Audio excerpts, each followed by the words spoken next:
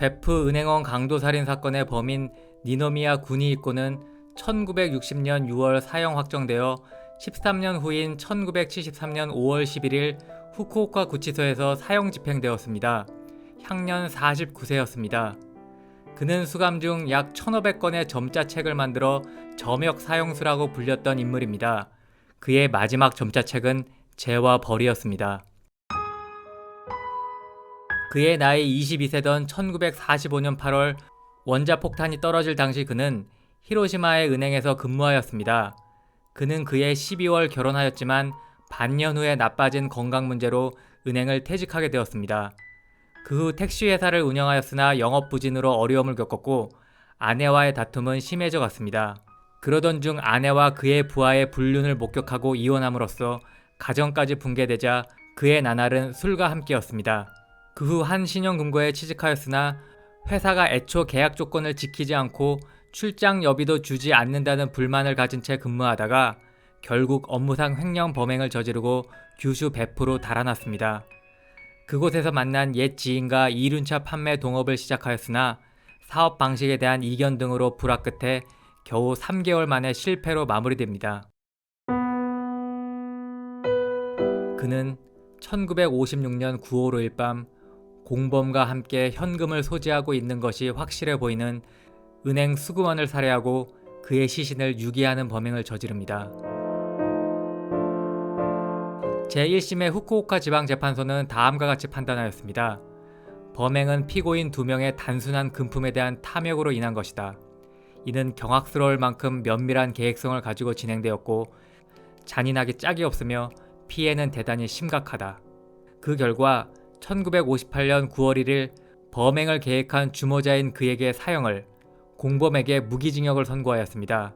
그는 항소하였으나 기각되었고 1960년 6월 사형 확정되었습니다. 그는 사형 확정 얼마 뒤 교도관의 권유로 점자책을 만드는 점역 봉사를 시작합니다. 점자판과 점자침을 이용한 지루하고 고된 작업이었습니다.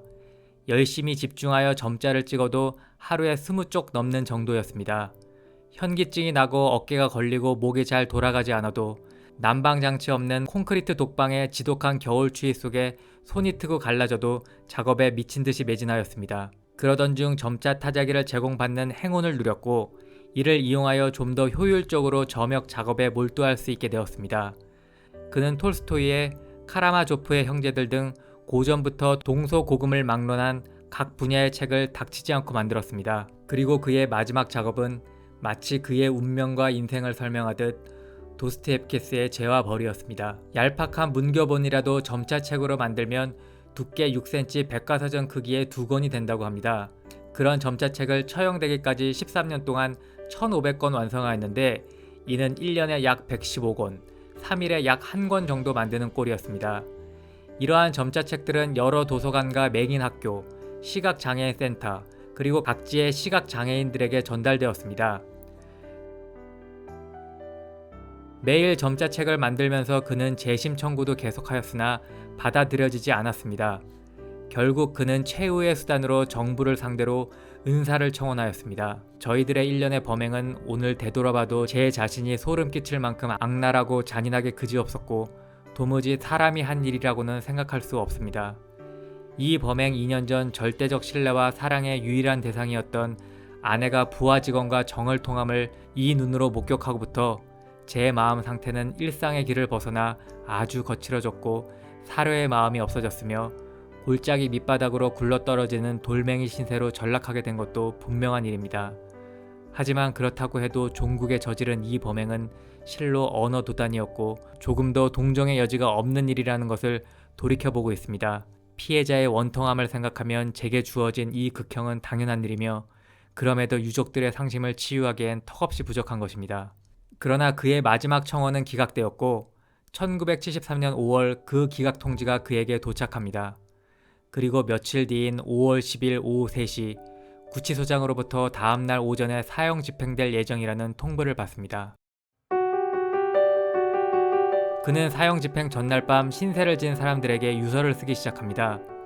그는 누이처럼 여기며 귀여워하던 시각장애인 학생인 다니모토 가즈코에게 보내는 유서에서 이렇게 말하였습니다. 어젯밤 단카 입문을 썼습니다만 더 이상 그 책도 점역하지 못하게 되었습니다. 저는 내일 오전 10시에 처형됩니다.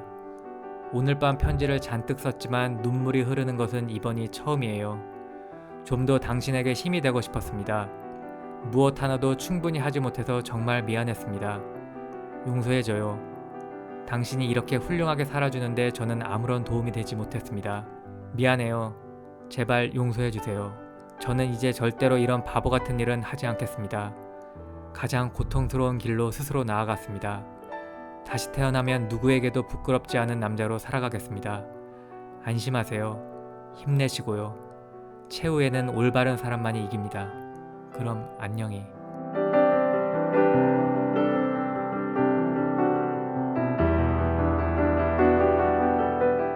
그는 점자책을 보내던 도서관장에게는 일본에도 사형이 될 만한 범죄가 사라지고 사형제 자체가 없어져 밝고 참된 평화가 하루라도 빨리 찾아올 수 있도록 간절히 바랍니다. 라는 유서를 남겼습니다. 사형 집행일 당일이 밝았습니다. 그는 입회해달라고 요청한 종교인에게 사형에 임한 최후의 심경을 조용하고 담담하게 다음과 같이 이야기하였습니다. 긴 생애에서 여러 일로 괴로워했고 감옥에 붙잡혀서도 여러 가지를 생각해왔습니다만 지금은 그 어떤 것도 없습니다. 정말로 깔끔해졌습니다. 지금까지 제가 무엇 때문에 고민해왔는가 반성하고 있습니다. 창조주 앞에서는 더는 아무것도 생각할 필요 없다는 것을, 염려하던 것이 전부 없어지게 된다는 것을 선생님 믿어주세요. 제 자신도 예상하지 못했습니다.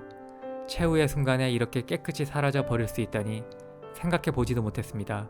제가 이제 죽는다고 그럴듯한 말을 하는 것이라 생각하지는 말아주십시오.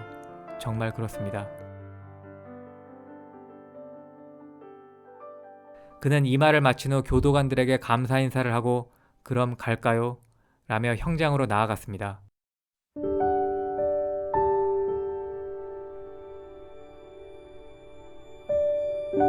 그가 점자책을 만든 이유는 무엇이었을까요?